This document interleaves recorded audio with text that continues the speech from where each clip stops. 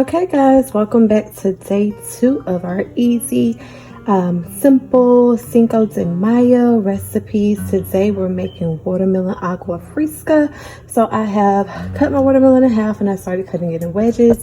As you can see, I started sampling the watermelon over there. Don't worry about that. So I'm going to, the way you cut a watermelon, or one way, because there's several ways, but cut it in half, then cut into wedges, then just go in with your knife, and you can cut it like that or you can go under it. So I'm going to cut this and I'll be back with you guys. Okay guys, so I have cut a rough cut with half of that watermelon. I've cut it up here, and I'm not going to use all of this because I'm just making a personal size for me tonight, and the rest of the watermelon, including the other half that I still have to cut that's back there, will get put in the fridge. But if you're making it for a party, or if you want it for the whole household, then yes, definitely use the whole watermelon. But I'm just making a personal serving tonight, so, and y'all know I don't measure, but we're gonna grab a handful of watermelon and get it into the magic bullet. And real quick before I move on to the next step, I want to give you all a quick fun fact about Cinco de Mayo. So Cinco de Mayo, what that day is all about, it represents the Mexican Army's victory over France in the Mexican-France War, okay, on May 5th. I don't recall the year, so make sure you go look that up. Also, another fun fact about Cinco de Mayo, it is greatly celebrated a lot more here in the U.S. than it is in Mexico. Mexico greatly celebrates their Independence Day, which is in September. Okay, now I'm not saying that they don't celebrate it at all. I'm just saying they greatly celebrate the Independence Day, and over here in the States, we seem to celebrate, Cinco de Mayo a little bit more. But just a fun fact on what it's all about, okay? It is not a day for just drinking tequila, all right, y'all? But if you do drink, make sure you drink responsibly, okay?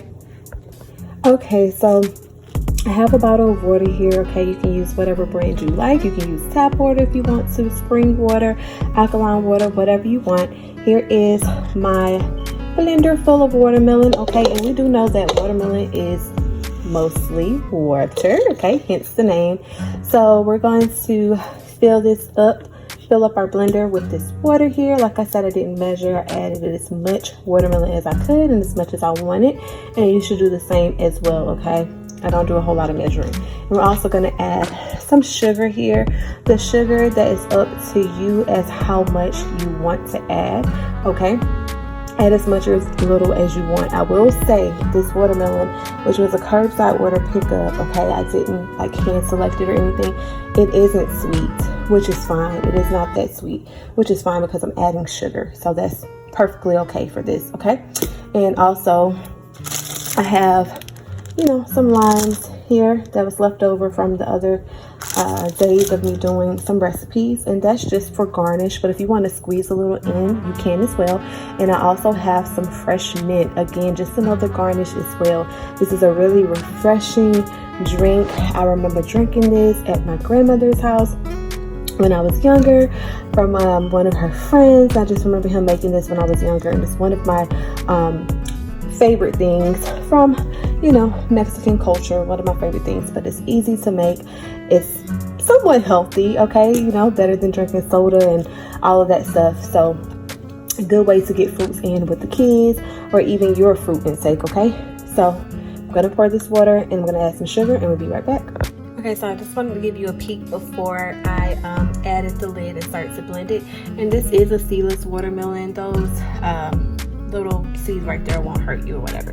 But anywho, so you see my water's in there. You can see some of the sugar, some of it's floated down already and dissolved into the water. But I just started off with just 3 tablespoons or so. This is just like a personal size. It isn't for the whole household. Everyone doesn't like watermelon, and yeah, but I probably will make some more. Like I said, I'm going to reserve the rest of the watermelon to put it aside, or either use that for a smoothie or anything else, popsicles, all sorts of things you can do with that. So this is what it's looking like. About to put the lid on and blend.